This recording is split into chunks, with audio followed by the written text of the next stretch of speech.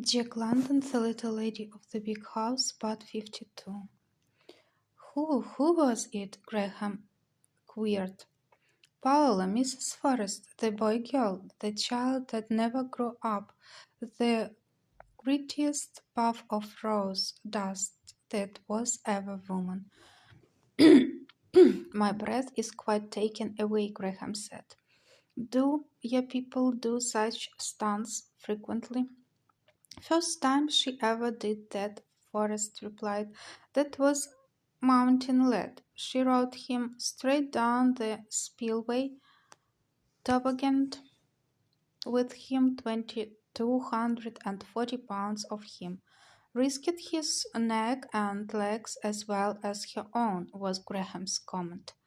$35,000 worth of neck and legs, Dick smiled.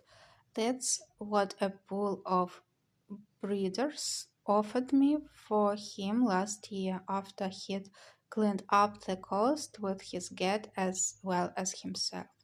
And as for Paula, she could break necks and legs at that price every day in the year. Until I went broke, only she doesn't. She never has accidents.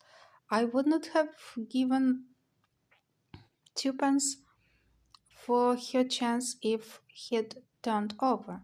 But he didn't, Dick answered placidly. That's Paula's luck. She's taught to kill. Why, I've had her under shell fire where she was actually disappointed because she didn't get hit or killed or near killed. 4 batteries opened on us. Shrapnel at mile range, and we had to cover half a mile of smooth hill brow for shelter. I really felt I was justified in charging her with holding back. She did admit a trifle. We've been married 10 or 12 years now, and do you know, sometimes it seems to me I don't know her at all, and that nobody knows her, and that she doesn't know herself, just the same way as you and I can look at ourselves in a mirror and wonder who the devil we are anyway.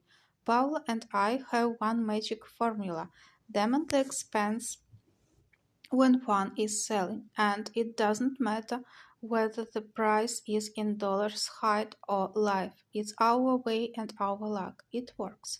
And do you know we've never been gouged in the price yet. Chapter 10. It was a stag lunch. As Forrest explained, the girls were hand partying. I doubt you'll see a soul of them till 4 o'clock, when Ernestine, that's one of Paula's sisters, is going to wallop me at tennis, at least so she's threatened and pledged. And Graham said through the lunch, where only men sat, took his part in the conversation on breeds and breeding, learned much, contributed a mite from his own world experiences, and was unable to shake from his eyes the persistent image of his hostess, the vision of the rounded and delicate white of her against the dark, wet background of the swimming installation, and all the afternoon looking overpriced Marions and Berkshire gilts. Continually that vision burned up under his eyelids.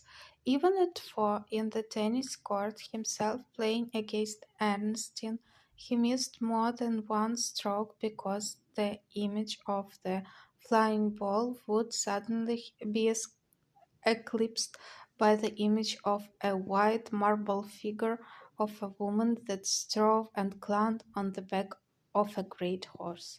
Graham, although an outlander, knew his California, and while every girl of the swimming suits was gowned for dinner, was not surprised to find no man similarly accounted.